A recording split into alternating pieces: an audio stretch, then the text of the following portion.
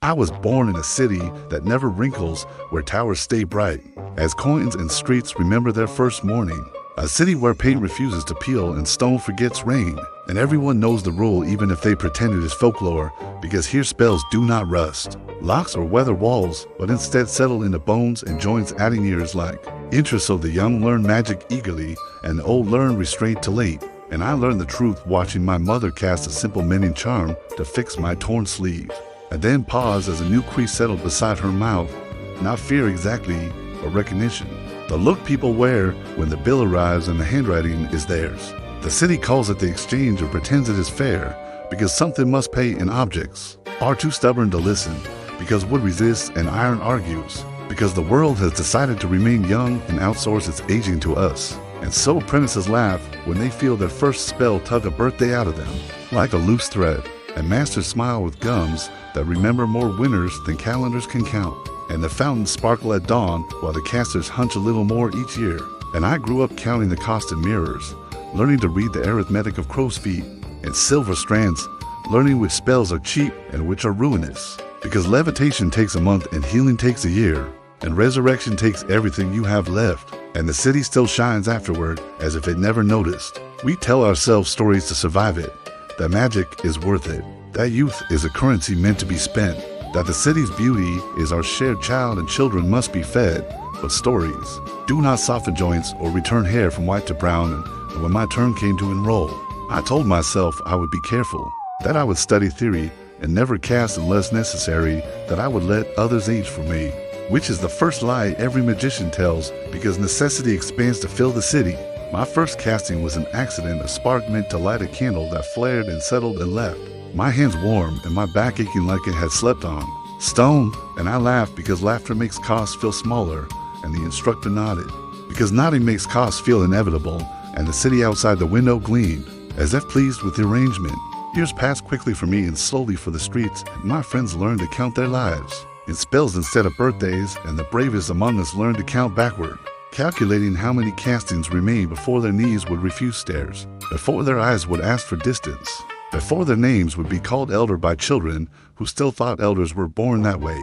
The city never apologized, it never even noticed, because apologies are a form of aging, and the city refuses that too.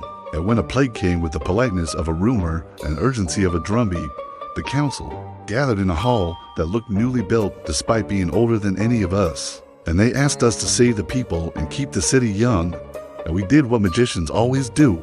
When asked to choose, which is to choose the city and call it love, and spells flew like white birds and settled like dust on our shoulders, and the sick recovered while the casters bent, and the fountains laughed louder than ever. And afterward, we went home older and told ourselves we would rest, which is another lie, because rest does not reverse the exchange. My mentor died with a smooth plaza named after him and a face that had folded into itself like a letter read too many times. And when I stood at the dedication, the stone gleamed like a promise kept by someone else, and I felt the first ember of anger then, small but warm, a question about fairness that refused to go out, because if magic ages us, then perhaps the city is stealing time, and theft is a spell like any other, and spells can be countered. I began to study the city itself, its wards and habits, the way it renewed without aging away. It shunted entropy sideways into us, and I learned that the exchange was not natural, but designed long ago by founders who wanted immortality by proxy, who bound the city to youth and bound its caretakers to decay. And I learned that the wards listen to intent more than words, that they could be persuaded if spoken to in the language of consequences. And I also learned the price of meddling, because changing a city is a large spell, and large spells take decades.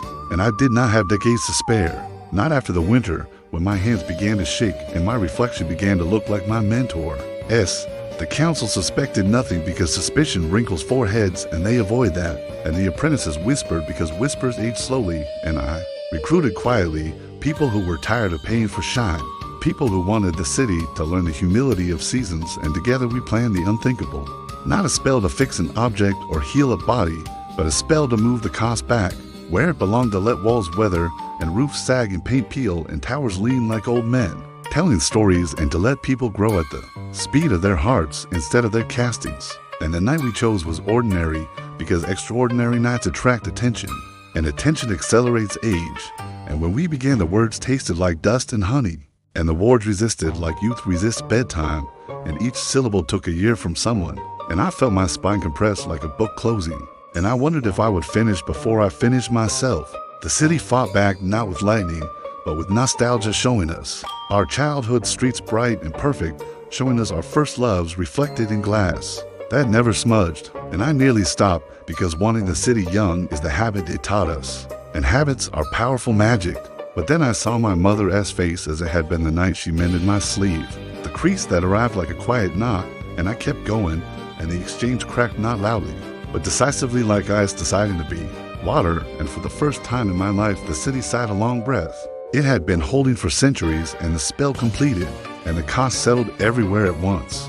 Dawn came, and for the first time the sun found flaws to touch, and the towers wore shadows like wrinkles, and paint admitted it had been pretending, and roofs sagged into character, and people woke without aches that had been promised by yesterday's casting, and the children laughed because children laugh at change, and the elders cried because elders recognize justice when it finally arrives, and the council convened in a hall that looked its age and found their robes heavy, and their words slow.